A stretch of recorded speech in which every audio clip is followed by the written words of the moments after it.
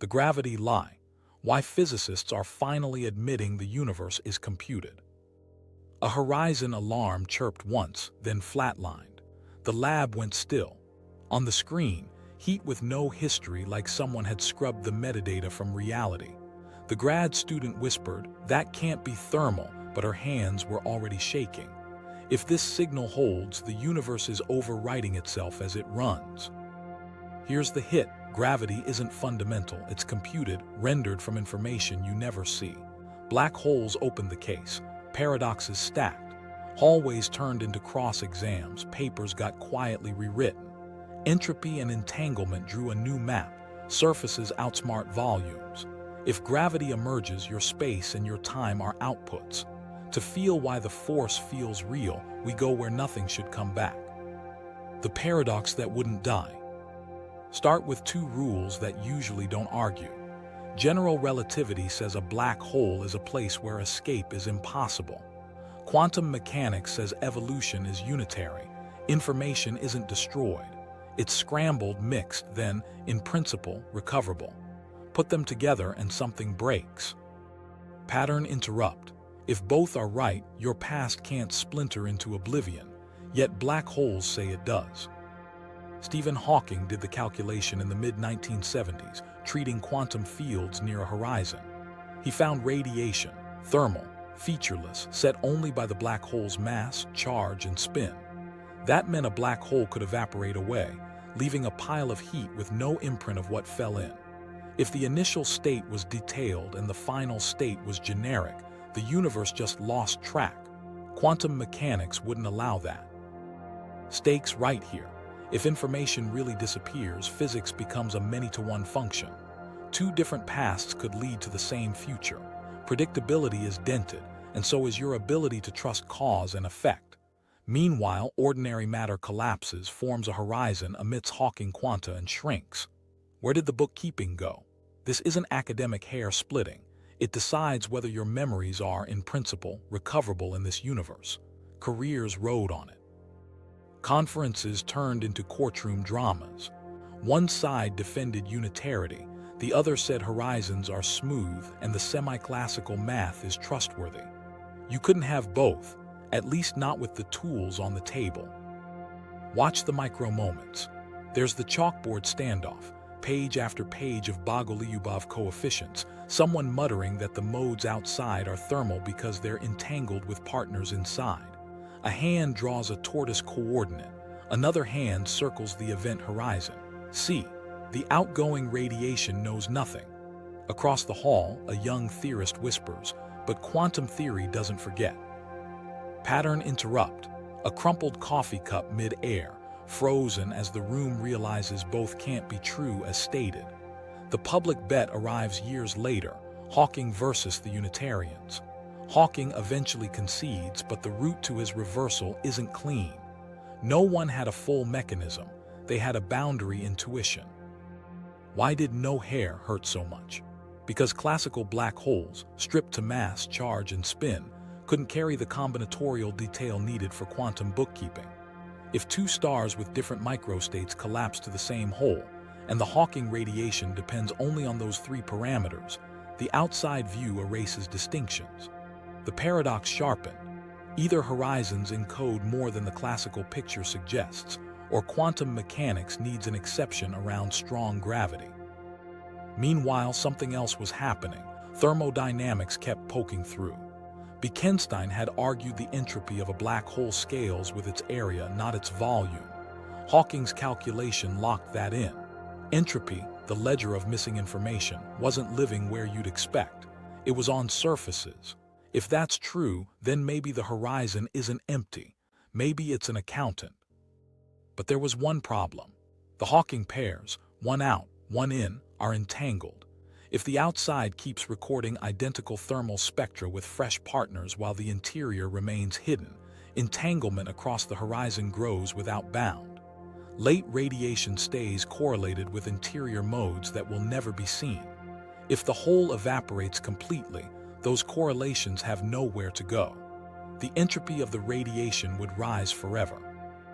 That conflicts with the page curve expectation from unitary evolution. where entropy rises, peaks, then falls as information leaks out. So the arguments raged. Complementarity suggested different observers see consistent stories without contradiction. No one can witness the violation. Others leaned on subtle quantum effects at the horizon. Still others proposed that quantum gravity modifies the picture at scales larger than Planck if you care about entanglement structure. The firewall shock dropped in 2012, forcing a choice. Keep unitarity and effective field theory, and you get a blazing wall at the horizon. Keep the smooth horizon and unitarity gets shaky. No one liked the outcome. The stakes rose. Here's the human beat. A hallway outside a talk on evaporation. One physicist says, "I'm not giving up unitarity." Another says, "I'm not burning in Fowlers." A third shrugs. Then the boundary knows more than we thought. A beat tight smiles, no one breathes. The boundary, some surface encoding the bulk, had become a refuge. If information is stored on a screen, the exterior can retrieve it. That's the whisper that grew louder. What nobody knew at the time was how to make that whisper compute. The semi-classical calculation was brutally clear: thermal, memoryless radiation. But there was a clue hiding in plain sight. If the entropy scales with area, not volume, then the number of internal degrees of freedom grows like a surface.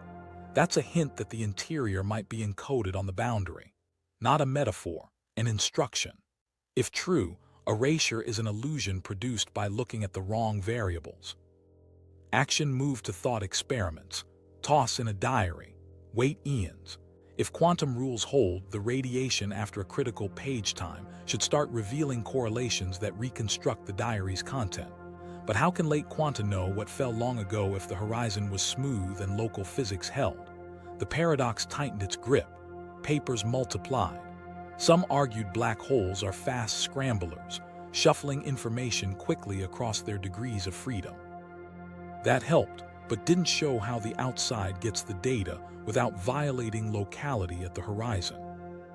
This was the moment everything changed, not with a loud announcement, but with a dictionary starting to form. Pattern interrupt. Gravity questions started getting answered by quantum information people. A strange equivalence began to map a gravity problem in the bulk to a quantum problem on a boundary. The paradox hadn't died. It had redirected attention. If surfaces know, maybe the way out isn't to make the horizon violent, but to make the boundary explicit. While arguments kept circling the same point, a boundary started whispering answers. The area that outsmarted volume. To understand why the boundary started whispering answers, we need to go back to a simple, unsettling claim. Pattern interrupt. Flip your intuition. Count the skin, not the guts. In the early 1970s, Jacob Bekenstein followed the logic of thermodynamics right up to a horizon and made a bet that felt wrong in his bones. The entropy of a black hole scales with its surface area, not its volume. That one line flipped intuition. If entropy measures missing information and the tally goes like area, then the inside wasn't hoarding the secrets. The skin was. Stakes spelled out. If entropy really scales with area, nature caps how many bits can fit in a region by the size of its boundary. That's not how ordinary stuff works. A box of gas gets more microstates as you add volume. But near a black hole, the book shuts fast. Add mass, the horizon grows, the area grows, and the entropy follows. It's a boundary budget, not a volume budget. If that's true in general, then space itself is miscounted when you think in volumes. And your room to think is literally a surface quota. Hawking's calculation made the hint louder. When he found that black holes radiate thermally, he also found a consistent area law. There's a temperature, there's an entropy, and the first law of black hole mechanics looks like ordinary thermodynamics. Area played the role of entropy as cleanly as energy plays the role of mass. The equations didn't ask for our permission. They just matched. A horizon acts like a hot surface with microscopic degrees of freedom we couldn't see. Meanwhile, something else was happening in seminar rooms. People started doing back-of-the-envelope arguments with two boxes and a black hole. Here's the micro story. You've got two identical boxes, each with a gas and a thermometer. You gently lower one toward a black hole and let it absorb a bit of heat from Hawking radiation. You pull it back and compare both boxes. Ask, how many bits did you gain? Naively, you'd count the change in the box's internal entropy, volume stuff. But the entropy ledger won't balance unless you include the area change of the horizon. The boundary's area adjusts to keep the total count consistent. The bit count lives on the surface. This is why it was alarming. If a surface ledger controls information, then the interior might be a convenient illusion stitched together by the rules that live on that surface. Pattern interrupt. The inside demoted to a cache. Holography stopped being a metaphor and became a working suspicion. The horizon behaved like a sheet of degrees of freedom with a finite capacity. When you feed it matter, it updates its area as if it's tracking bits. That's not mysticism. That's thermodynamics in a place where geometry talks. Physicists started asking sharp questions. How can an area law outsmart volume when everything else we know about many-body system scales with volume? The answer wasn't always. Ordinary quantum systems obey area laws for entanglement only under specific conditions, like ground states of local Hamiltonians. But black holes were extreme. They were the densest memory devices allowed by gravity. If you try to pack more bits than the area allows, you just make a bigger black hole. Wittgenstein turned that into a bound. There's a maximum information density in any region, proportional to area. It's a ceiling on nature's storage plan. Now add Hawking's area theorem for classical processes. The total horizon area doesn't shrink in classical general relativity. Pair that with the second law of thermodynamics, and you get a generalized second law. Area plus outside entropy never goes down. The match is too clean to ignore. If area plays entropy's part, the geometry isn't just a backdrop. It's part of the thermodynamic machine. The surface knows the interior because the surface is the ledger that keeps the laws honest. Here's where the argument sharpened into a principle. If a black hole's entropy is its area, you can estimate the number of microstates as e to that area over 4 in Planck units. That's a mind-boggling number, but crucially it's finite for a finite area. Finite means countable. Countable means, in principle, encodable. So what's doing the encoding? Not classical fields in the bulk. They would give you volume scaling. Something on or tied to the boundary had to carry the combinatorics. A micro moment from a colloquium. A senior theorist sketches a sphere and shades its surface. I don't care what's inside, she says. The bound is on this. A student asks, so the interior is redundant? She nods, then qualifies it. Redundant in description, not irrelevant in experience. That's the crack where new ideas slipped in.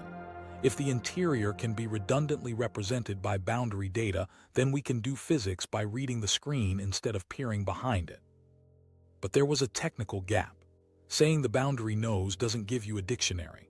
It doesn't tell you how to translate a falling diary into boundary correlators, or how to compute a distance from patterns of entanglement. Pattern interrupt. Signpost not equal to map. The area law was a signpost, not a map.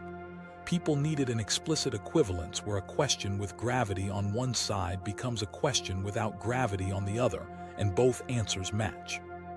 The clue deepened with entanglement. In certain quantum systems, the entanglement entropy of a region scales with the size of its boundary, not its volume. The boundary between a region and its complement is where the correlations live. If you treat the horizon as that kind of cut, then the area law reads as an entanglement law. It's not that the surface stores all the bits like a hard drive. It's that the correlations across the cut determine the area itself. That last line is the door. If entanglement can set areas, then geometry might be nothing more than a book of correlations. And if a horizon's area counts entanglement, then maybe every surface is a readout of quantum relationships. The area law didn't just outsmart volume. It hinted that the interior could be reconstructed from boundary entanglement.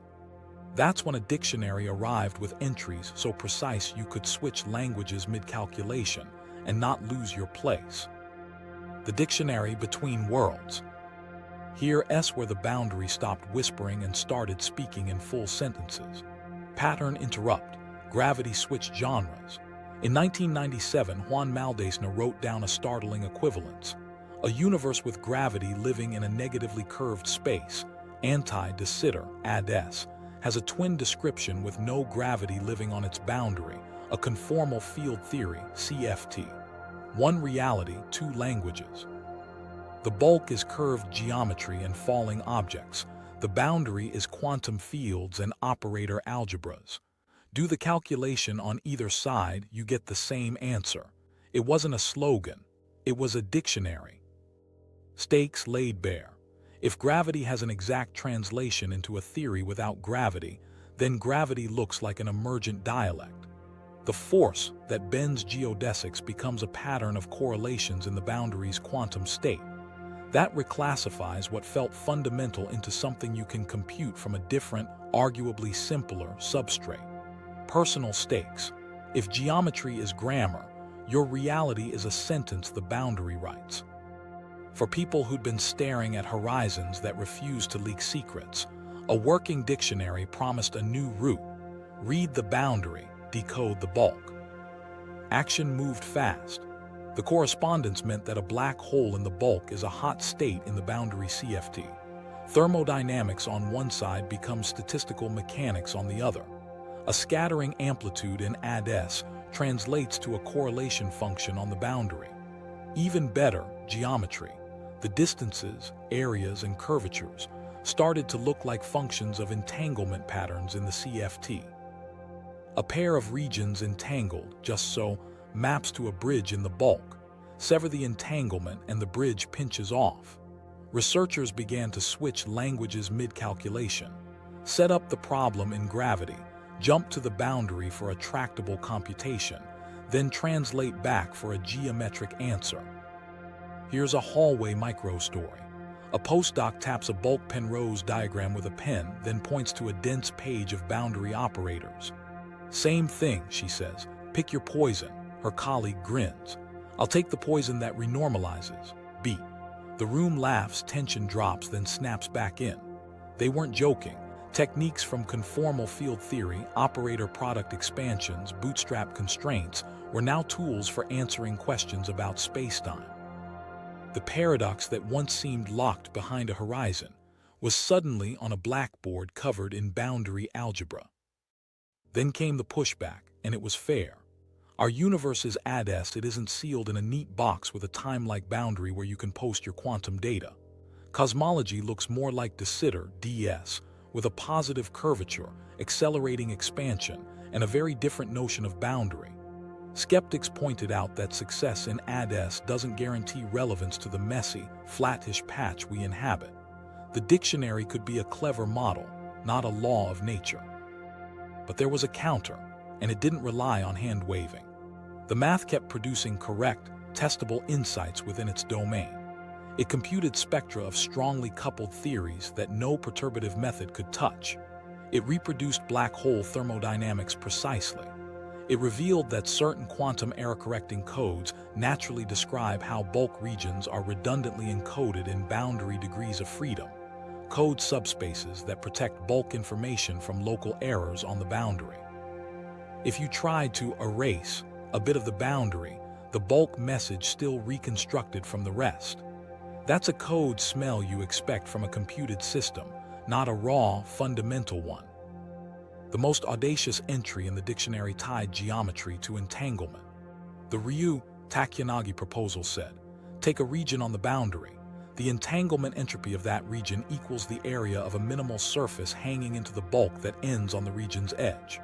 Later, quantum corrections refined the rule, but the story held. Areas are entanglement measures. Stitch together the right pattern of entanglement in the boundary, and you literally stitch spacetime in the bulk. Cut entanglement and you cut the bulk. Distance becomes correlation strength. Connectivity becomes who's entangled with whom. Now about those black holes. In the dictionary, the information paradox gains new angles. Hawking's thermal radiation on the bulk side corresponds to complicated but unitary evolution of the boundary state.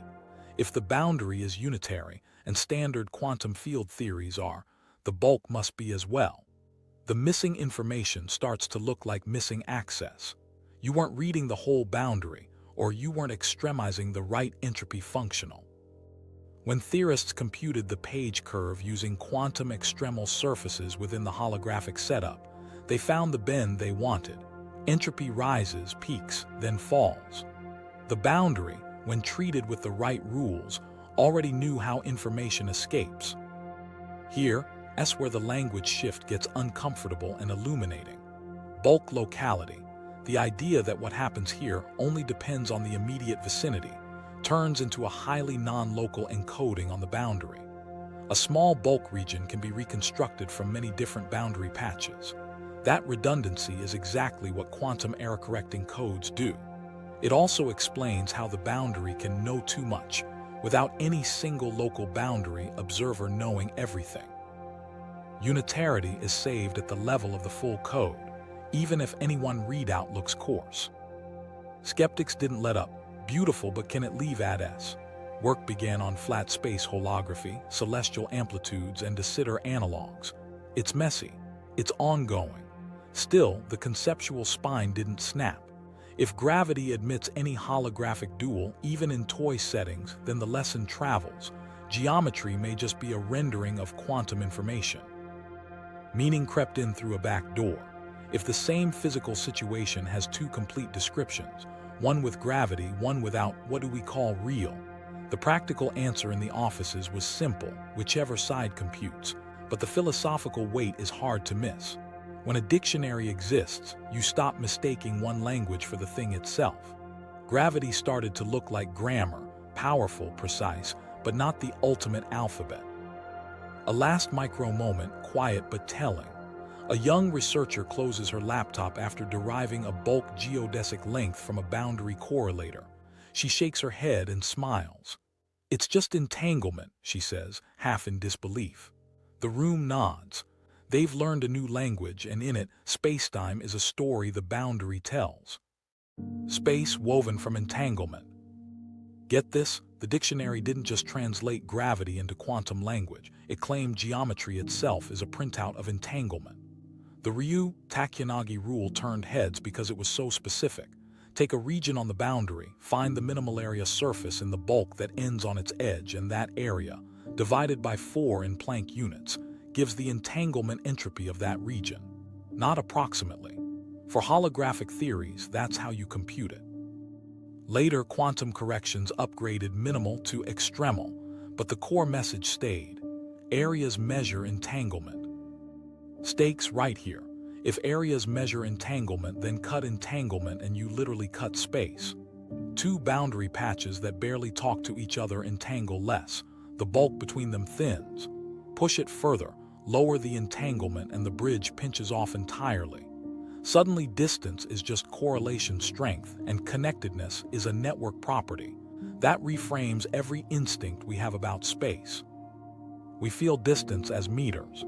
The theory says distance is who shares how many qubits with whom. Action as it unfolded looked almost surreal. Researchers built toy states on the boundary, multi-part entangled states, and watched their dual geometries assemble like quilts. A stronger weave produced thicker throats between regions. A weaker weave narrowed them. Then came a provocative slogan, ER equals EPR. Einstein, Rosen bridges, the wormholes of general relativity, and Einstein-Podolsky, Rosen pairs, the entangled partners of quantum theory, might be two faces of one mechanism. The claim was that any Bell pair makes a traversable tunnel. It was that the non-traversable bridge you draw between two entangled black holes is the geometric avatar of their shared entanglement. If you sever the entanglement, the bridge disappears. Meanwhile, something else was happening in labs.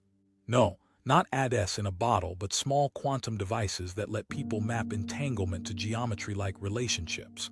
Entrapped ions and superconducting qubits, teams engineered states where the pattern of who's entangled with whom mirrored network distances.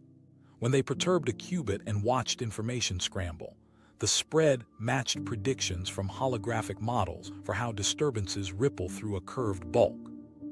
These were tiny, noisy demonstrations, but the vibe was unmistakable. When you wire entanglement a certain way, you get behaviors we used to attribute to geometry. Now for the obvious complication. Correlation isn't necessarily causation. Just because a minimal surface computes entanglement entropy doesn't force geometry to come from entanglement. Maybe the formula is a clever diagnostic, not the constructor. But then the bulk kept obeying entanglement rules. Strong subadditivity, an abstract inequality about quantum entropy, restricts which surfaces are allowed. Monogamy of mutual information shows up as geometric constraints. When you try to violate an entropic inequality on the boundary, the corresponding bulk surface problem has no solution. The math won't let you draw an inconsistent space. There's a human beat in this abstract territory. A graduate student spends a week debugging a code that computes minimal surfaces for jagged boundary regions. It finally runs, and the surfaces rearrange themselves as she slides the regions around. Sometimes two surfaces merge, sometimes one splits. Every transition matches an identity in quantum information theory. She writes in her notebook, "The space is following the entanglement." It sounds poetic. It reads like data. Here, S where the error-correcting picture shows its teeth. Bulk operators, the things that create or measure excitations in the interior, aren't localized the way we first think. You can reconstruct the same bulk bit from many different boundary subregions, as long as you stay within a protected code subspace. That redundancy is by design. It's the hallmark of a quantum error-correcting code, where logical information survives even if you lose some physical qubits. Geometry behaves the same way. Lose a patch of the boundary and most of the bulk still reconstructs. Lose too much, and a region falls behind a reconstruction barrier, like passing a threshold where a logical qubit can't be recovered. Space, in that sense, is not just woven, it's robustly woven. This robustness answers a quiet objection. If space is just entanglement, why doesn't the world flicker when entanglement wiggles? Codes smooth the wiggles. They make the interior insensitive to small, local boundary errors. Bulk locality emerges as a property of the protected code, not as a fundamental ingredient. From this angle, Einstein's equations aren't input. They're constraints on how the code must rearrange entanglement when you add energy. Back to ER equals EPR for a moment. The punchline people remember is the wormhole. The part that matters here is bookkeeping. Entangled systems share correlations non-locally. Translate that into the bulk, and non-traversable bridges keep causal order intact while letting entanglement control connectivity. When special couplings momentarily break the no-traverse rule, you can send a message through, but only by doing boundary operations that look exactly like opening a carefully timed channel in the code. The bridge opens because the code changed. Then the question everyone asked, could you, in principle, cut entanglement in a lab and watch space disconnect? Not cosmic space, effective geometry in a simulator. The early answers are inching in. In analog systems and synthetic lattices, teams tune couplings and see phase transitions where correlation length collapses. On the holographic side, that's a neck pinching. The metaphors aren't carrying the weight, the measurements are. Meaning lands soft but firm. If space is a weave of entanglement, then gravity isn't pulling on objects so much as the code is updating the pattern that tells objects what near and far are. Lose entanglement and regions drift apart in the only way that counts. The cost to share information rises. Increase entanglement and the path shortens. The map draws itself as systems talk. And when you turn to the black hole again, the blueprint is the same. To let information out without breaking quantum mechanics, you don't need a violent horizon.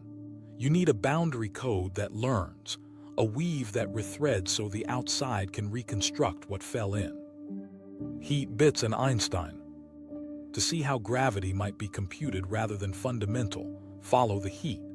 In the mid-1990s, Ted Jacobson asked a blunt question. If every local patch of spacetime has a horizon for some accelerating observer, and horizons carry entropy and temperature, what happens if you treat those local Rindler horizons like tiny thermodynamic systems?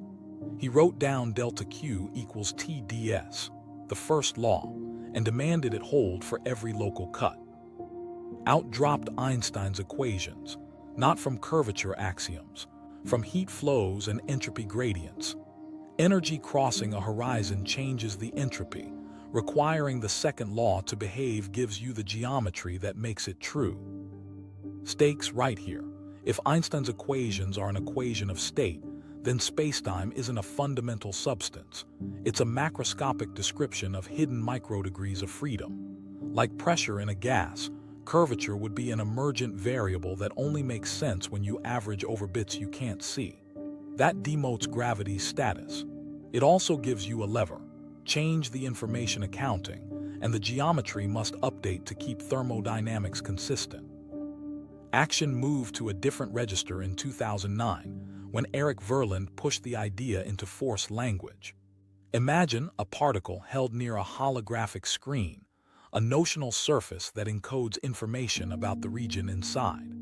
If moving the particle changes the screen's entropy, there's an entropic force pulling it toward configurations with more microstates. Combine a few well-chosen ingredients: Bekenstein's entropy bound, UNRA temperature for accelerating observers, and equipartition on the screen, and out slips Newton's law. In his hands, F equals ma and F equals g mm/R2 weren't axioms. They were thermodynamic tendencies of a system trying to maximize entropy. Here's the micro-thought. Tie a tiny bead to a fishing line near a notional screen. Nudge it. If the number of accessible microstates increases when the bead moves inward, there's a statistical pressure to let go. Your hand feels it as gravity. No fundamental mediator is required. You just have an information gradient. The bead drifts toward higher entropy because that's what everything does when it's allowed. There's a seductive clarity to this picture, and a set of caveats. Verland's original derivations were clean for simple, spherically symmetric setups. Extending them to full generality is hard. He later proposed that on galactic scales, where ordinary gravity seems to miss mass, an additional elastic response of the underlying information medium could mimic dark matter. That drew excitement and criticism. Some rotation curves fit without particle dark matter, others did not. Gravitational lensing data, cluster dynamics, and the cosmic microwave background all place strict demands. Emergent gravity has to meet them without ad hoc patches, or it loses the very elegance that made it appealing. Meanwhile, Jacobson's message kept echoing. If delta Q equals T/ds produces Einstein's equations, then adding quantum corrections to entanglement entropy should produce quantum corrections to geometry. That's exactly what holographic calculations suggest when they upgrade minimal surfaces to quantum extremal ones. The extra entanglement of fields term nudges the area term, and the resulting extremization determines the new surface. Heat and bits keep steering the shape of space. A quiet lab moment connects the abstract to the tangible. A condensed matter team measures thermal transport across a boundary in a strange metal. The current obeys a bound that theorists later derive using holography, a viscosity to entropy ratio that looks like a universal floor. Different system, same structure. When information flow saturates a limit, geometry-like constraints appear. It's not that these materials have gravity. It's that the mathematics of entropy flow constrains responses in ways that rhyme with curved spacetime. Back to stakes. If gravity is an entropic force or a thermodynamic equation of state, then what we call free fall is the path that maximizes entropy locally, and what we call mass curved spacetime is energy changes the density of microstates across horizons. That means every gravitational phenomenon, a planet orbiting a star, light bending around a cluster, admits a translation into statements about information gradients and heat bookkeeping. It also means singular questions like, what is the graviton, get reframed. In a fluid, phonons are emergent quanta of sound. If gravity is emergent, a graviton would be a collective excitation of the underlying information network, not a fundamental particle. Now the test bench. Where does the entropic picture work and where does it creak? Near horizons, the thermodynamic analogy is razor sharp. UNRA temperature for accelerated observers, Hawking temperature for black holes, area as entropy. These are tight. Jacobson's derivation is general. Any local Reindler wedge yields Einstein's equations if you assume the Clausius relation and an area entropy density. Verlin's galactic scale claims are mixed. Some low-surface brightness galaxies show the predicted excess without dark matter. Others demand more. Gravitational lensing around galaxy clusters often points to unseen mass distributions that are hard to reproduce purely with an elastic information response. Skeptics press the point. A compelling worldview isn't a substitute for predictions across the sky. Proponents answer that emergent pictures are early. Thermodynamics preceded statistical mechanics by decades. The microstates came later. In the same spirit, the right microphysical model, maybe a quantum error correcting network with specific dynamics, could, in principle, reproduce both general relativity and the phenomenology attributed to dark matter. That's a tall order. It's also a research program, not a slogan. Here's the human beat. A seminar ends with a slide that just says, "Is gravity a bookkeeping identity?" The room doesn't laugh. Someone asks, "If the ledger explains Einstein, what sets the ledger's rules?" Another replies, "Whatever the microstates are." The follow-up lands, "And where do we test that?" Eyes go to data, rotation curves, lensing maps, structure formation. The thermodynamic story is powerful, but it earns its keep by surviving the sky. The transition is subtle but decisive. If heat flows shape spacetime and information gradients tug on matter, then the universe starts to look like an optimizer, constantly rearranging towards states that balance constraints while maximizing entropy. That optimizer's fingerprint shows up again at horizons, where paradoxes forced us to count correctly. And when the counts refused to fit naive locality, another clue surfaced: codes. Code smells in the cosmos. Once you start reading spacetime as bookkeeping, little hints pile up like sticky notes on a monitor. They're not proofs, they're code smells. Those subtle cues developers notice when a system has a hidden architecture. In cosmology, the first smell is a ceiling. You can't pack infinite information into a finite patch. Try, and gravity forces you to pay by enlarging the horizon. That's the Wittgenstein bound in plain clothes. Maximum entropy scales with area. Nature enforces a finite bit rate per surface. Stakes clear and personal. If there's a maximum information density, then our equations aren't describing continuous fields with infinite detail. They're approximations to something with a finite state space per area. That changes how you think about measurements, about precision, about zooming in forever. There's a Planck floor where the ledger refuses more digits. You can push, but the storage expands rather than letting you cram. Action, as it played out, tied gravity's guardrails to information caps. Cosmic censorship, no naked singularities flaunting infinite densities to the universe, reads like a try-except clause. When evolution heads toward pathological states, horizons form to hide the bug, preserving predictability outside. The holographic principle then looks like the architecture dock. Degrees of freedom in a region are bounded by the area of a boundary screen. You can't exceed the budget without changing the surface, because surfaces are where the counts live. Planck units aren't just units, they're the pixel pitch on the display. Meanwhile, something else was happening in a different language. Engineers know sampling theory. If you try to represent a signal with too few samples, you alias. High-frequency details masquerade as low ones. Physics shows a similar restraint. Combine quantum uncertainty with gravitational collapse, and you get Nyquist-flavored limits. Try to localize a particle beyond a certain resolution. The energy density spikes, and the act of probing spawns a black hole. You don't get finer truth, you get a bigger screen. Resolution smells everywhere once you look.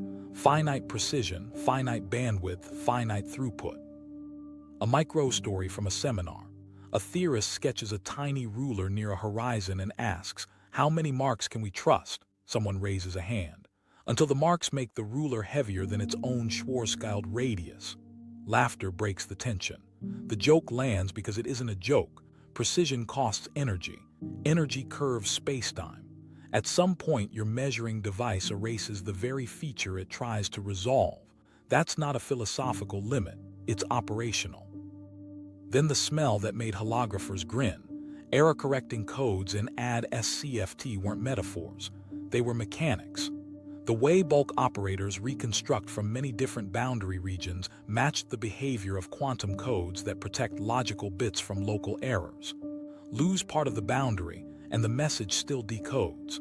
Lose too much, and the interior region falls behind a reconstruction wedge. That redundancy is exactly how you design a robust renderer. Spread critical information so no single glitch corrupts the scene.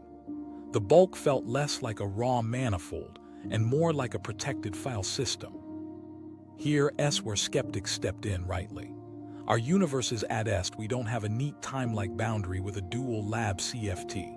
So do those codes still rule? The honest answer is nuanced. The explicit tensor network toy models live in ad-est, but the pattern, redundant encoding, reconstruction thresholds, locality emerging from code structure, doesn't care about the sign of the cosmological constant. When people push flat space or de Sitter versions, the details change. The principle hangs on. Bulk data must be robust to boundary noise if you want stable low-energy physics. That's a code demand, not an ad-est perk. Another smell, complexity. As black holes scramble, the minimal surfaces that compute entanglement settle, but certain bulk volumes and actions keep growing for times far longer than thermalization. Some call it complexity equals volume or complexity equals action. The claim is cautious, but the trend is striking. The interior keeps building while entanglement plateaus. In computation, states organize by how many gates you need to reach them. In gravity, interiors seem to track a similar cost. If that cost climbs, your renderer hasn't finished optimizing. It's still updating an interior that records the computation's depth. Return to limits and sampling for a moment. Bandwidth caps show up as speed limits on information propagation, Lieb-Robinson bounds in lattice systems, the speed of light in relativity. When strongly coupled systems saturate chaos bounds, their Lyapunov growth rates match a simple expression with temperature. Holography computes the same ceiling. It looks like the operating system enforces global performance budgets. No subsystem can outscramble the universal limit. If that's not a code smell, it's at least a style guide. The human beat peeks through an unexpected place: data analysis pipelines. Teams comb cosmic microwave background maps for tiny anisotropies that could betray lattice artifacts, preferred directions, discreteness. So far, null. Others test ultra-high-energy cosmic rays for dispersion that would scream pixel grid. Again, null or tight bounds. The trap would be to declare victory for continuity. The wiser move is to shift targets. A good renderer hides its pixels. What it can't hide are consistency constraints. Exact symmetries realized as error suppression, algorithmic compressibility in initial conditions, global counts that never exceed boundary budgets. A graduate student writes Bekenstein as quota on a notepad. Under it, censorship as sandbox. Then codes as kernel, she looks up. If these are smells, where's the fire? Her advisor points at the horizon paradoxes. The blaze is there. When you force the system past naive locality, it answers with islands, extremal surfaces, and coded reconstructions. It won't show you grid lines, it will show you rules. And then the alarm that forced everyone to check the wiring, the firewall paradox. Unitarity, locality, and a smooth horizon couldn't all be true together if you trusted the simplest entanglement story. Something had to give. If the world runs on protected encodings and bounded capacities, a smooth horizon can survive, but only if the boundary carries more structure than we admitted. That's where the next fix came from. New terms in the entropy ledger, new surfaces in the bulk, and an entropy curve that finally bent the way unitarity demanded. The horizon that burns. Then came the alarm.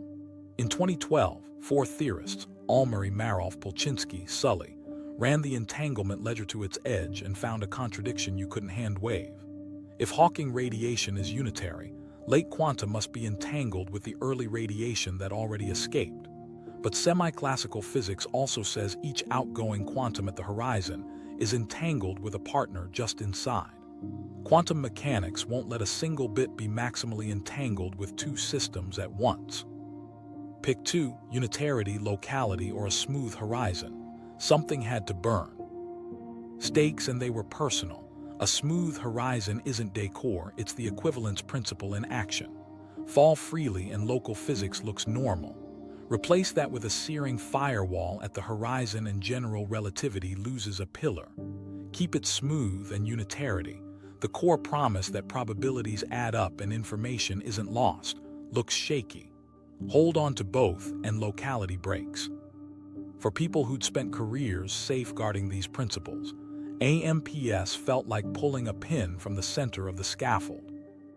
Action moved to chalkboards and preprints overnight. Complementarity, the old détente, said no single observer sees a contradiction. The exterior can describe information as smeared on the horizon, while the infaller sees nothing special. AMPS argued the monogamy of entanglement still bites. If the late quantum is already tied to the outside, it can't be tied to an interior partner. The interior partner must go, hence a high-energy shock at the horizon. Firewalls weren't an aesthetic choice, they were a bookkeeping verdict. Physicists started probing the edges for give. Could subtle correlations in Hawking radiation preserve unitarity without forcing a firewall? Could the outside radiation be so intricately scrambled that what looked like new entanglement at the horizon was actually a clever relabeling? Fast scrambling helped, but didn't heal the monogamy wound. Others reached for soft hair, quantum hair on black holes, in the form of soft photons and gravitons tied to asymptotic symmetries. Maybe the horizon carries a richer ledger than no hair ever allowed, and the outgoing radiation picks up a watermark. Here's a micro story from a conference coffee break. Someone scribbles A, B, C on a napkin. A is early radiation, B is a late photon, C is its interior partner. He circles B entangled with A or C, choose. Another draws an arrow to the boundary. Or encode C and A, she says. Heads tilt. If the interior partner is secretly reconstructible from the outside radiation, if C is a code word living non-locally in A, then B can remain entangled with the interior without double counting qubits. You keep smoothness and unitarity, but you sacrifice naive locality. The interior becomes state-dependent, slotted into the code the outside holds. Meanwhile, scrambling became a protagonist, not a footnote. Black holes mix information at the fastest rate allowed by quantum theory. Any imprint of what fell in is smeared across horizon degrees of freedom in a time that scales like the logarithm of the entropy. That speed doesn't break causality. It limits how soon a rescue signal could, in principle, be decoded from radiation. It underwrote the sense that the boundary could know more than any local observer, yet no one observer sees a paradox. The code was fast enough to hide the trick. Proposals multiplied. Quantum channels, explicit protocols for pulling information out of Hawking radiation, showed how, in principle, you could distill a diary from the noise if you had impossible patience and control.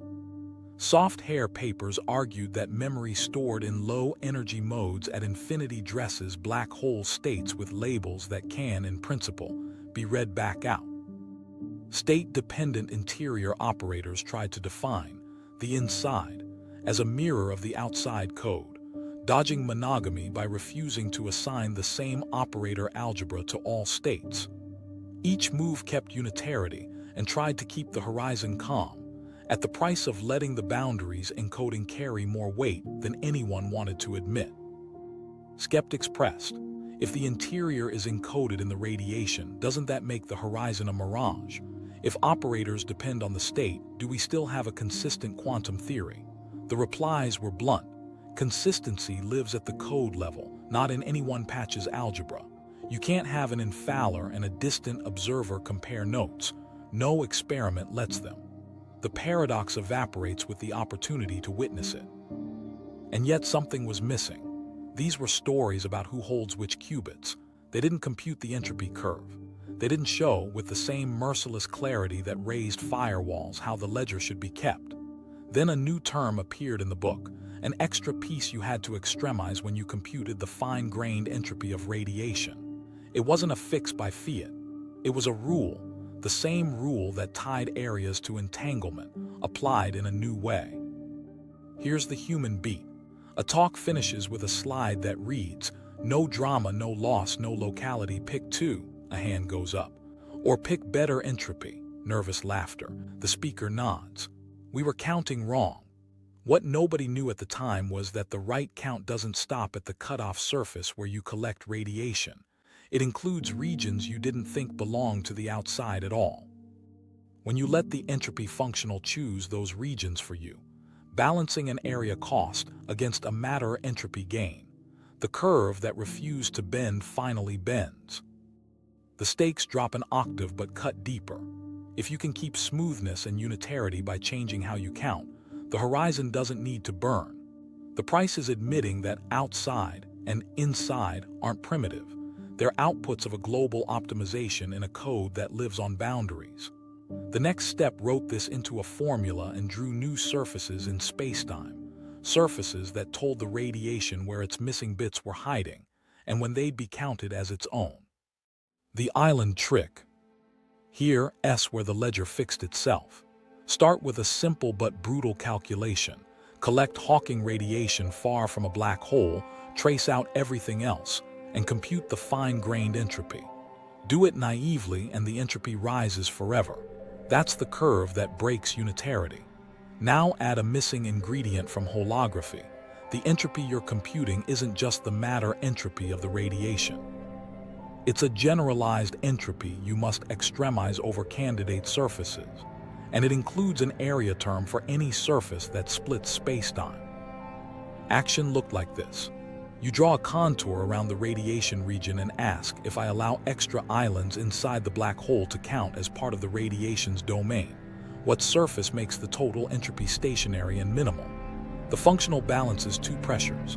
Adding an island increases the area cost, A4G, but it can slash the matter entropy because you're no longer tracing out those interior degrees of freedom, you're including them. Before page time, the empty choice, no island, wins. After page time, a quantum extremal surface appears just inside the horizon, encloses an island, and the balance flips. The entropy curve bends and starts dropping. That's the page curve, drawn by a rule, not a wish. Stakes clear and immediate. This wasn't a hand wave that information is somehow encoded. It was a prescription you could run in specific models, gravity coupled to a bath, evaporating black holes in 2 dimensions with a holographic dual, higher dimensional setups with controlled approximations. The replica trick, copy the system n times, compute partition functions, then analytically continue, revealed new saddles in the gravitational path integral, replica wormholes. Those saddles forced the island contribution. What looked like apostasy, counting interior bits as exterior, was just what the semi-classical path integral demanded when you did the bookkeeping at fine-grained resolution. A micro story from a late-night Zoom. A team stares at a plot, entropy in green rising, hitting a crest, then falling. Someone says, "That's the page time." Another replies, "We didn't tell it to do that." They didn't. The extremization chose an island after the crossover because the area penalty grew slowly while the matter entropy penalty grew fast. Past the crest, you gain more by reclaiming interior qubits than you lose by paying area. The curve folds the paradox back on itself. Meaning followed.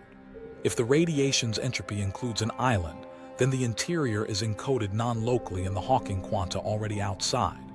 The interior partner of a late mode, the one AMPS called C, can be reconstructed from the early radiation A together with appropriate boundary operations. That's why the monogamy conflict softens. B is entangled with the interior. But the interior is a code word spread across A. You didn't clone qubits. You re-identified them through the code. Smoothness and unitarity coexist because inside V's outside is a state-dependent reconstruction, not an immutable partition. Meanwhile, something else was happening across the literature. The island rule reproduced the right page curve in multiple arenas: JT gravity with baths, higher dimensional black holes with brains, setups where the quantum extremal surface hugs the horizon for evaporating holes and lurks outside for stationary ones. The details changed, where the surface sits, how the bath couples, but the structure held. The universality was unnerving. Different models, same extremization, same bend. Skeptics ask the hard question: are islands artifacts of toy models, or do they reflect a principle we can trust beyond holography? The replies were careful. Islands arise from extremizing the generalized entropy, a quantity that already proved itself in Ryu, Tachyanagi, and its quantum extensions. The replica wormholes that justify islands show up as legitimate saddles in path integrals we know how to control. You can debate the domain of validity, but the rule isn't a hack. It's the same calculus that made areas compute entanglement in the first place. Here's a micro-beat that made the abstract human. A graduate student runs a replica computation for the first time, watches the dominant saddle jump at a tunable parameter that mimics time. On one side, no island. On the other, an island blossoms behind the horizon. She types phase transition in the margin. Her advisor says, "That's the page time." It lands. You don't decide when information escapes. The extremum does. Consequence spelled out. If interiors are encoded non-locally, then reconstruction works from the boundary. Quantum error correction isn't just a metaphor, it's the mechanism that makes the island accessible to outside operations. In practice, you'd need impossible control to decode a falling diary. In principle, the code tells you how. Distill the right subspace from the early radiation, act jointly on it and new quanta, and the message appears. The firewall ledger balances because the partner you thought was inside was already shared across the outside. Those who worried about violating causality got an answer in the fine print. Islands don't let you send signals out from behind the horizon. They let you count correctly which degrees of freedom belong to a subsystem's entropy at late times. Causality remains intact. Reconstruction is about inference with global access, not faster than light communication. The distinction is technical and crucial. It's also exactly how codes behave. You can recover a logical bit from many physical bits without having ever touched where the bit lived. The question that lingered sounded almost philosophical. If the map renders the territory, what renders the map? The island rule made the rendering explicit. Extremize a functional that mixes geometry, areas, and quantum matter entropies, and you get which regions count as yours. The rule is global. It doesn't care about your gut sense of inside and outside. That's the point. Space is an output of optimization. Time, too, starts to read like update rules on states rather than a flowing background. The vibe shifts from what is behind the horizon to how does the code decide what belongs to whom when. One last micro moment. A talk ends with a slide. Islands, error or feature? The speaker pauses. Feature, she says. They're what unitarity looks like in gravity. The room is quiet. An old paradox didn't vanish. It was rephrased in a language that made the ledger close. And when a ledger closes, accountants smile and move on to what exactly is doing the accounting. Time as a side effect. Once the ledger closes for space, the next line writes itself. What if time is just the update rule? Not a river, but a sequence of state changes that look like flow when you're inside the code. The hint comes from the same place as before, entanglement and thermodynamics. When correlations grow in a closed quantum system, coarse descriptions see entropy rise. That rise gives direction. The arrow isn't painted onto spacetime. It's read off from how information spreads. Stakes right here. If time's arrow is a side effect of entanglement growth, then free will, causality, even memory need new footing. The universe wouldn't advance because a clock ticks. It would advance because the global state updates under unitary dynamics, and most observers only track a few variables. Coarse observers see order leak into disorder. Fine-grained observers see reversible evolution with no preferred direction. Your sense of before and after becomes a story your subsystem tells, while losing track of the details. Action in the math looks blunt. Take a many-body quantum system in a far-from-equilibrium pure state. Let it evolve. Subsystems quickly approach a local thermal form even though the whole remains pure. That's eigenstate thermalization. Individual energy eigenstates already encode thermal expectations for small observables. You don't need baths. You need complexity. As entanglement spreads, local observers see entropy climb toward a plateau. The climb defines an arrow. Reverse the unitary and the arrow flips. But good luck arranging that reversal without astronomical control. In practice, arrows point one way because scrambling is fast and unsupervised. Meanwhile, something else was happening in cold atom labs. Teams trapped ultra-cold gases in optical lattices, prepared out-of-equilibrium patterns, checkerboards, domain walls, then watched the patterns blur. Entanglement entropy rose in step-like fashion as light cones of correlation expanded at a finite speed. A lattice version of nothing outruns C in quantum simulators. Researchers measured out-of-time order correlators, OTOCs, that quantify how a small poke at one site ruins predictions at another. Those correlators decayed in a pattern that matches scrambling, the butterfly effect with Planck-scale wings. No one saw spacetime. They saw update rules making arrows. Microstory. A graduate student looks at a false color plot of OTOC spreading through a chain of ions. The front moves diagonally, time on the vertical axis, space on the horizontal. She traces the slope. It's the Lieb-Robinson velocity, a bound on how fast information can propagate. She writes in the margin, cone equals causality. In a theory with gravity, that slope is c in these lab toys. It's set by couplings. Either way, before and after, are boundaries on how quickly influence travels through the code. Here, S where entanglement hits geometry again. In holographic models, the growth of entanglement entropy over time is literally computed by extremal surfaces that push deeper into the bulk as the system scrambles. Early on, the surface hugs the boundary. As time passes, it dives inward, increasing area until it saturates. The picture looks like a tide filling a cavern. The deeper the surface goes, the more interior volume it covers. Some conjectures tie that interior growth to computational complexity, a cost function counting the minimal gates to prepare the state. Entanglement plateaus. Complexity keeps rising for exponentially long times. Time, from this vantage, is the budget the code spends to reach deeper states. Skeptics step in. Arrows of time have been thermodynamics' story for a century. What's new here? The answer isn't that entropy rises. It's that the rise is about entanglement structure, not ignorance alone. Eigenstate thermalization says typical eigenstates already look thermal locally. There's no ensemble to average over. The arrow emerges because almost all microstates consistent with a few macroscopic constraints produce the same local physics, and unitary evolution drives you into those typical states. The boundary dictionary, then, translates that drift into geometric growth. Extremal surfaces stabilize, volumes expand, actions accrue. Now the human beat, a seminar titled Becoming a State Update.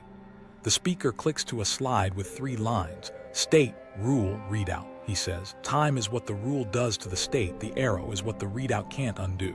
Someone asks about free will, the reply is careful. Agency is a controller embedded in the dynamics. We call it free when the controller's internal model is good enough to surprise its own predictions.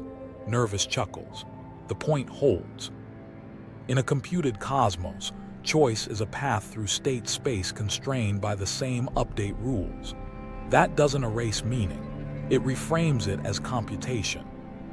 Meanwhile, cold atoms performed a small miracle, quasi-reversals. Teams engineered Loschmidt echoes, forward evolution under one Hamiltonian, then backward under its sign-flipped twin. Entropy fell for a moment, arrows bent. But reversing everything exactly gets hard fast. Tiny errors explode under scrambling. The echo fades. That fragility isn't failure, it's the point. The arrow is statistical. It survives because perfection is measure zero. Another micro moment. A tabletop experiment with Rydberg atoms shows a scar, a subspace that refuses to thermalize, reviving again and again. For a few cycles, time doesn't feel like a one-way climb. Then the scar dissolves into the sea of states. The exception proves the rule. The arrow is about typicality, not decree. In codes with special symmetries or constraints, you can carve pockets where time's weight lightens. Outside those pockets, the optimizer takes over. So what does the page curve have to do with your kitchen clock? More than it seems. Both are statements about how information parcels itself under unitary rules. In black holes, extremal surfaces decide when interior bits count as radiation. In your coffee cup, entanglement with air and table decides when a dent becomes heat. In both, later means after correlations have spread beyond your control. When we say time passes, we're saying the code wrote correlations we can't easily unwind. Meaning lands like a thud and a comfort. If time is a side effect, you don't need a cosmic metronome. You need dynamics and limited access. The sense of flow is what it feels like to be a small subsystem in a big computation. That doesn't make mornings less real. It makes them part of a render cycle, and it sets up the next move in the story. If arrows, horizons, and interiors come from update rules and codes, then maybe we don't need gravity at all to see gravity's behavior. Maybe we can build it in a lab by wiring rules and letting the weave evolve. Lab-built gravity. If gravity is a render from rules, the fairest test is to wire the rules and see if the render shows up. That's what analog gravity set out to do. Not to fake spacetime, but to build systems whose equations mirror the parts of gravity we can probe. Horizons, temperatures, scrambling, and the way disturbances propagate with limits that look suspiciously like light cones. Stakes right here. If simple, non-gravitational media can host horizons that radiate thermally, then those effects aren't sacred to collapsing stars. They're signatures of wave dynamics near a one-way boundary. That doesn't prove full general relativity emerges. It does show that pieces of the story appear wherever the math matches, and that means gravity-like behavior could be universal in complex systems. Action took shape in ultra-cold labs. In 1981, Bill Unruh noticed that sound in a fluid flowing faster than its own speed of sound obeys the same equations as fields near a black hole horizon. Decades later, teams turned the analogy into hardware. In a Bose-Einstein condensate of rubidium atoms cooled to billionths of a degree, they created a sonic horizon, a region where the flow goes supersonic, trapping phonons the way gravity traps light. On one side, sound can escape upstream, on the other it's dragged along. Across the cut, quantum fluctuations split into pairs. One falls inward, the other fights out. In 2016, Jeff Steinhauer measured correlated phonons straddling that horizon with a spectrum that matched Hawking's prediction for thermal radiation. No stars, no singularities, just atoms and rules. Meanwhile, optics joined in. Engineers built optical analogs where light pulses create moving refractive index fronts, a kind of event horizon for trailing waves. Probe the front, and you see negative frequency partners, the optical shadow of Hawking's pair creation. Fluid experiments from water channels to fluids of light made of polaritons added more platforms. Each showed bits of the playbook. Horizons forming in flowing media, mode conversion across the boundary, radiation that looks thermal because the equations say it should. A quick micro story from a basement lab. A graduate student watches a false color image of density ripples in a condensate. She toggles a parameter, the flow crosses the sound barrier. A quiet stripe appears the horizon. Minutes later, correlation plots light up in symmetric bands on either side. She leans back. They're in pairs. Her advisor nods. They have to be. It isn't theatrics, it's bookkeeping, enforced by the same math that threads quanta near a real black hole. Now, universality. When the same structures pop out of different substrates, theorists reach for the word. Here it means that horizon thermality, pair production, and one-way propagation aren't special to gravity. They're features of wave equations in media with effective metrics. The medium's details matter for calibration, not for the existence of the effect. That's both exciting and sobering. It tells you which parts of gravity's behavior come from kinematics, how fields respond to a metric, and which parts demand dynamics, how the metric responds back. Caveats follow close. Analog horizons aren't real event horizons. No singularities, no curvature sourced by stress energy, no global causal structure glued into a manifold. The temperature you measure is an effective temperature tied to the horizon's surface gravity in the analog metric, not a gravitational temperature in curved spacetime. These systems don't test quantum gravity. They test whether our recipes for horizons and radiation hold whenever the underlying equations match. Skeptics are right to insist a good analogy isn't a proof. But here's the move that matters.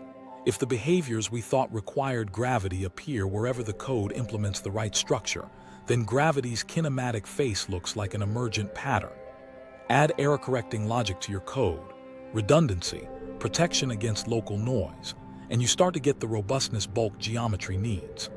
Add fast scrambling to your couplings, and you reproduce chaos bounds that black holes saturate. Add constraints that tie thermodynamics to metric parameters, and you get back reaction-like feedback. None of this replaces Einstein. It shows a path. Build minimal ingredients, watch gravity's mannerisms show up. Across town, toy universes took a more abstract route. The Sachdev-Yee-Kideve model, N fermions with random all-to-all couplings, became a playground because it scrambles like a black hole and admits an emergent gravitational description in 2 dimensions. There's no fluid, no sonic horizon, just a quantum model whose low-energy dynamics map to a simple theory of time reparameterizations with a tiny gravity tacked on. Compute an out-of-time order correlator, you get maximal chaos. Compute a thermodynamics, you get black hole analogs. The lab here is pen and paper, then chips. Small devices emulate SYK-like couplings and watch the same signatures. Rapid scrambling, universal ratios, spectral statistics that signal chaos. A micro beat from a theory office. A postdoc finishes a calculation showing an SYK chain's thermal correlators matching gravitational predictions from JACU-Teitelbaum gravity. She flips to a plot with a straight line, the Lyapunov exponent hitting the chaos bound, proportional to temperature. It's the black hole slope, she says. Her colleague shrugs and grins. Of course it is. In their world, of course means the code you wrote enforces the limit. Then the honest line, analogs aren't proofs. They're blueprints. They teach you which ingredients are indispensable. Horizons demand gradients that create no-return regions for wave packets. Hawking-like spectra demand linear dispersion near the horizon and quantum fluctuations to split into pairs. Scrambling demands dense, often random couplings and enough degrees of freedom to hide patterns. Error tolerance demands redundancy and codes. Stitch those together, and you start to see why gravity might be the universal large-scale behavior of certain information networks. The implication runs through our story. If simple rules can render gravity-like scenes, the universe doesn't need to be a special effects studio to produce them. It needs a substrate that implements the right constraints, finite information per area, fast but bounded scrambling, local propagation with global redundancy. Analog labs show the kinematics.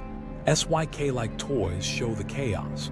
Holographic codes show the reconstruction. Put them side by side, and the picture forms. Gravity acts like the interface physics of a system, optimizing information flow under strict budgets. There's a final human moment before we ask the awkward question. A team wheels a cryostat away from a table, turns off the lasers, and stares at a monitor with a noisy, beautiful spectrum. Someone says, "We built a horizon." Someone else answers, "We built the math." That's the point. If horizons and their heat show up when the math shows up, then the math might be the thing, which leads almost inevitably to the next move. If rules render gravity, can we catch a glimpse of the renderer? The simulation tests we can't pass. If rules can render gravity, the next question is uncomfortable. Can we test whether there's a renderer? People tried the obvious. If the universe runs on a lattice, some cosmic grid, we might spot its pixels. Look for preferred directions in the cosmic microwave background, tiny anisotropies that shouldn't be there if space is smooth. Scan ultra-high-energy cosmic rays for dispersion that hints at a grid spacing, like a maximum momentum hitting a Brillouin zone. Teams ran the searches. Results came back clean or bounded. No easy pixel edges. A good renderer hides its mesh. Stakes, and they're high. If the universe is computed and we can't catch the raster, are we left with philosophy dressed as physics? The trap is easy: set targets that a competent engine already anticipates and suppresses. Video games don't show polygon seams, they enforce continuity constraints. Our cosmos does the same. Lorentz symmetry stays tied up to ridiculous energies. Clock comparisons, particle collisions, gamma-ray bursts. No cracks big enough to drive a lattice through. So the target changed. Instead of hunting pixels, people started asking for consistency budgets. Gravity hints at a finite bit rate per area, Bekenstein bounds. Holography says bulk data encodes on a boundary. That gives you bookkeeping checks. No experiment should imply more independent degrees of freedom than a surface can hold. If you add entropy to a region, a boundary must pay by expanding. Black hole thermodynamics already passes those tests with room to spare.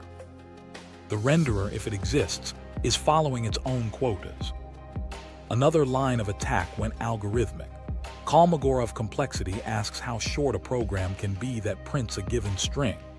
Translate that to cosmology and you get a dangerous question. How compressible are the initial conditions?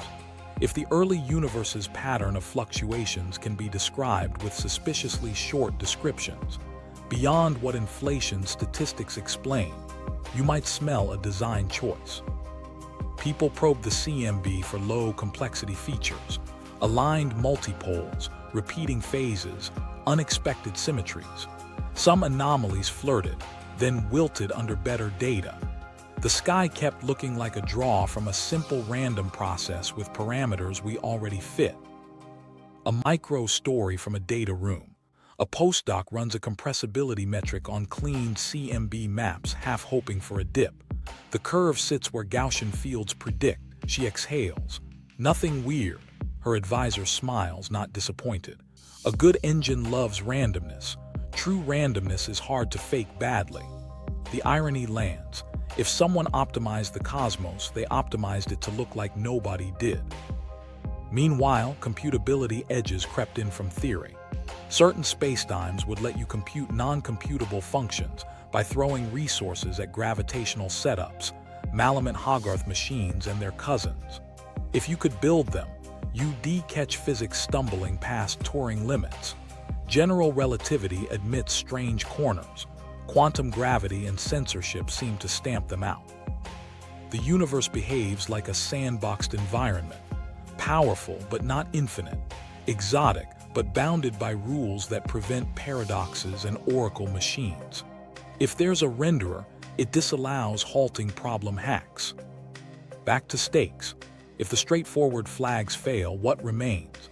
Consistency bounds, entropy never exceeding areas, chaos not outrunning universal limits, entanglement obeying inequalities that geometry enforces, algorithmic compressibility, initial states not encoded with Baroque shortcodes beyond known dynamics, computability fences, no physical process that solves uncomputable tasks. These aren't proof of simulation. They're proof of discipline, the kind a strict backend would enforce. Then the trap that swallows most simulation talk, unfalsifiability. Declare that any test we pass is what the simulator wanted, and you've left science. The escape is narrow. Only ask for constraints with teeth, the kind that different models can violate. If a proposed new particle throws entropy bounds under the bus, it dies. If a quantum gravity model allows signaling through an island, it's wrong. If an inflation scenario tucks low complexity patterns into the CMB that future surveys don't see, it's out. You trade, are we simulating? For does nature act like an error-corrected, quota-bound computation that you can test? Here's a human beat. A theorist writes tests we can't pass on a board, then crosses out simulation and writes architecture. He lists targets, exact Lorentz invariants to insane precision, page curves that bend in models we can solve, island formulas that generalize beyond ADS, chaos bounds saturated in labs. He circles the last one. If different systems hit the same scrambling ceiling, the ceiling is architectural. The room nods. The tests aren't about catching a hand on a keyboard. They're about catching the rules showing up where they don't have to. Analog gravity chimed in by example. BEC horizons radiate thermally because the equations demand it. SYK devices scramble at rates that match black hole slopes because that's the maximal allowed. None of these know anything about stars. They know about rules. That's the point. A universal renderer, if you want to call it that, would be the convergence of constraints across wildly different substrates. The tests we can't pass are the tests we're passing. No violations of the quotas, no jailbreaks past computation, no cheap patterns in the sky. A last micro moment. A conference Q&A turns tense. So you're saying we can't test simulation? The speaker shakes his head. I'm saying we can't test intent. We can test if the universe behaves like a system enforcing information budgets, error correction, and computability. It does. A pause. And, he smiles, tired. And that's already radical. Because if gravity looks computed from information, and the cosmos respects code like limits everywhere we look, you don't need to catch a programmer. You need to admit the quiet admissions physicists are making in their own language. The quiet admissions. Listen to the way physicists talk now. The old nouns mass, force, curvature still show up, but the verbs changed. Emergent, encoded, scrambled, error corrected, reconstruction. It's a dialect that grew quietly in hallways and preprints while the big paradoxes did their damage. Nobody put a banner on the door, but the vocabulary admits something their textbooks don't. Gravity behaves like output. The rules live in information. The scene we call spacetime is what those rules render. Stakes not theoretical but cultural. Words guide grants, syllabi, and the next generation's instincts. Say emergent, and you're telling students to look for microstructures behind the metric. Say encoded, and you're admitting bulk data isn't stored where you think it is. Say scramble, and you're prioritizing dynamics of information over trajectories of marbles. Say error corrected, and you're treating locality as a property to be protected, not a given. Each shift moves gravity one step further from fundamental, and one step closer to computation. Action in real conversation sounds like this. A senior relativist leans over coffee and says, in the code subspace, bulk operators are reconstructible. 10 years earlier, that sentence wouldn't parse in a gravity group. Now it's normal. A condensed matter physicist visiting a string seminar asks, which inequality blocks that surface transition? Everyone knows she means strong subadditivity constraining extremal surfaces. A quantum information theorist gives a talk titled Geometry from Constraints, and nobody blinks. The cross-pollination isn't fashion. It's a truce. Problems that stalled under geometry unlocked under entropy. Meanwhile, something else kept happening in seminars that never mentioned black holes. Hydrodynamics talks included viscosity to entropy ratios with universal lower bounds, learned from holography. Chaos talks used out-of-time order correlators with a maximal Lyapunov slope first nailed in black hole models. Tensor network folks drew MERA diagrams and called a slice a spatial cut. Nobody corrects them. The language jump sticks because it works. If geometry is an interface that protects low-energy observers from microscopic chaos, then the tools that design good interfaces, codes, capacities, inequalities, become the right tools for gravity. Here's a micro story. Two theorists pass in a corridor. One says, "Did you see the new island paper?" The other nods. Replica wormholes win again. The first grimaces, half smiling. "We're really going to teach this." The answer comes a day later in lecture. "We extremize a generalized entropy. The surface chooses the subsystem." The class writes it down. This is how drift becomes doctrine. You start with a trick to save unitarity and end with a rule you bring to undergrads. Pushback hasn't vanished.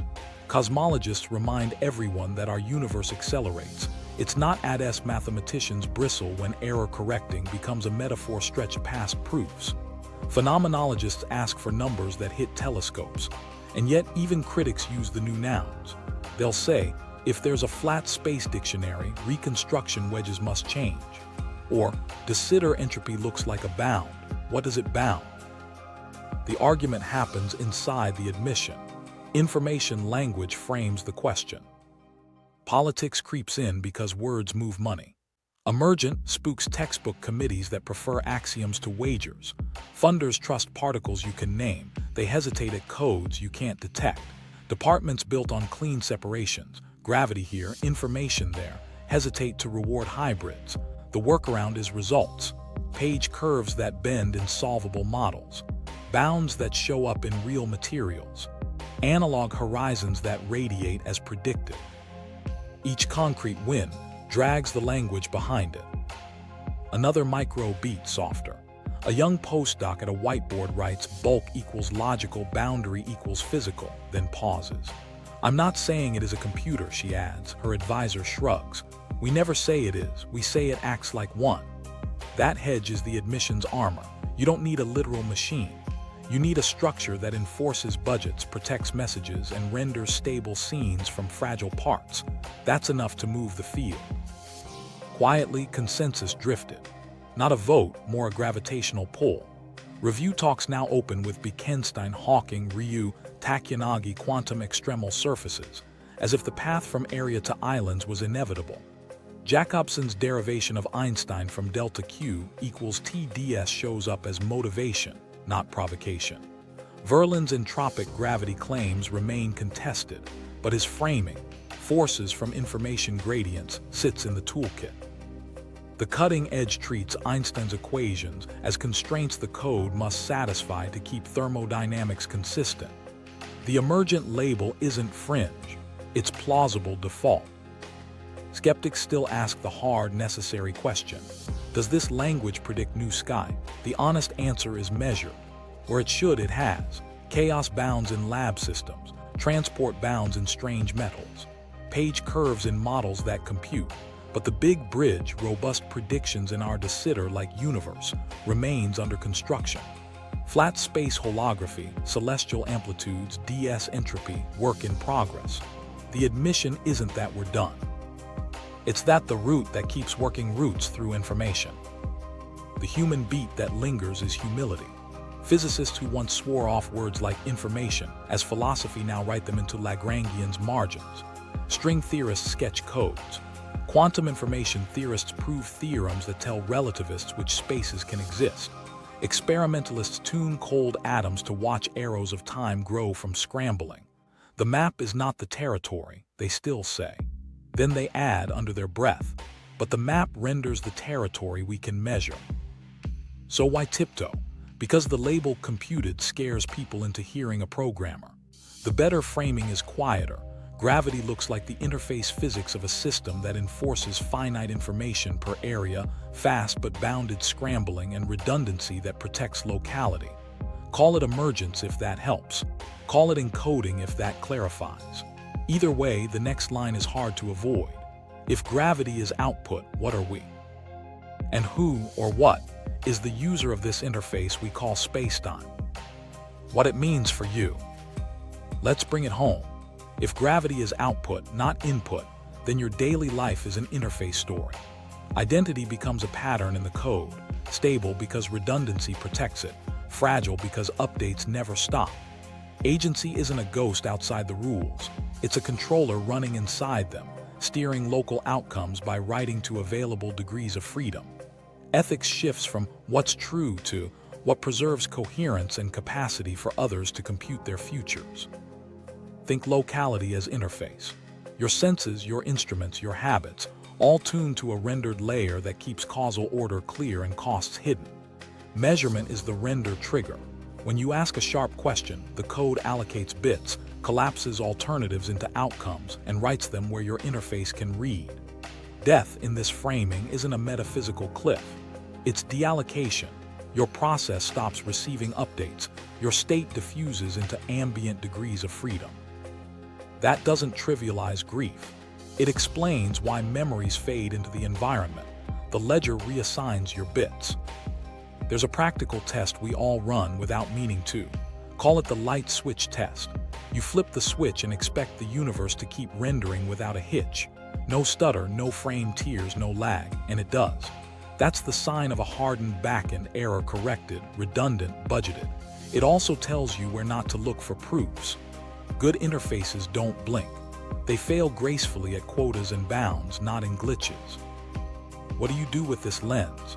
Use information to forecast gravity like behavior in complex systems. In traffic networks, entanglement is correlation, shared constraints between drivers. Reduce entanglement across a cut, limit shared lanes, and you thicken an effective distance, increasing travel times. Add redundancy, more routes, and you shorten it. In organizations, error correction is culture, norms that recover goals when individuals fail. Too little redundancy, and a single bad input collapses the mission. The same math that protects a bulk region from local boundary noise explains why resilient teams feel spacious.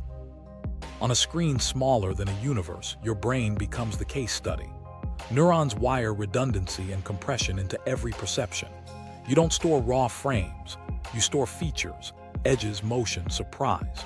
That's a code choice tuned by evolution to minimize cost while maximizing actionable prediction. The ease with which your mind fills gaps, the Canessa triangle, phantom words in noisy audio, is the interface rendering with priors to keep the scene coherent. It feels real because it's optimized to feel real. Free will, reframed, lives in model quality. You're free to the extent your internal simulation predicts consequences and flexibly updates when reality contradicts it. Good models feel freer because they open more viable paths through state space. Bad models trap you in cul-de-sacs of low entropy options. Education, therapy, and design become acts of expanding the code you can write, increasing the redundancy of your strategies, and lowering the cost to pivot. Ethics reframed is about preserving others' capacity to compute themselves. Harm is corruption, forcing state into narrow, low redundancy patterns that can't recover from errors. Justice is repair, restoring error correction where it was stripped away. Privacy is a budget, limiting how many bits of your internal state get copied without consent. Truth isn't a perfect mirror. It's compression that preserves the invariance a community needs to coordinate. There's a humbler takeaway too. If space is a weave of entanglement and time is the update rule, then wonder has a concrete address. Awe is what a small subsystem feels when it glimpses the depth of structure that keeps its interface smooth, quotas upheld, inequalities respected, bounds saturated but not broken. You don't need a programmer to feel grateful. You can be grateful to the architecture. A micro moment close to home. You stand at night under a streetlight, phone in your pocket buzzing, the planet rolling under stars you can barely see. You think of horizons as quotas, of bridges as correlations, of your breath as a heat flow through a tiny Reindler wedge you carry with you. You flip the light switch. No blink. Somewhere, countless rules enforce that quiet. The story we told about black holes and codes folds down into one choice, which patterns you amplify with the time you have. That lens makes optimism a tactic. You can design systems, schools, cities, platforms that render better futures by enforcing the same principles. Finite budgets made explicit, redundancy to protect the vulnerable, clear interfaces that reveal costs, not hide them. You can refuse brittle architectures that collapse when one patch fails. You can aim for graceful degradation, for page curves that bend instead of break. One last step before we close the loop. If gravity is output, we are, too, processes on the interface. That's not nihilism. It's responsibility. We can choose code that keeps arrows humane, horizons permeable to help, and interiors reconstructible by communities that care. If gravity is a byproduct of information, space stops being a stage and becomes a screen, familiar to live in, rendered underneath. Want the mechanics of how entanglement draws that screen? Watch the next episode cued here and subscribe so you won't miss when we turn this lens on dark matter and ask what the code's hiding in plain sight. Who, if anyone, clicks run each morning?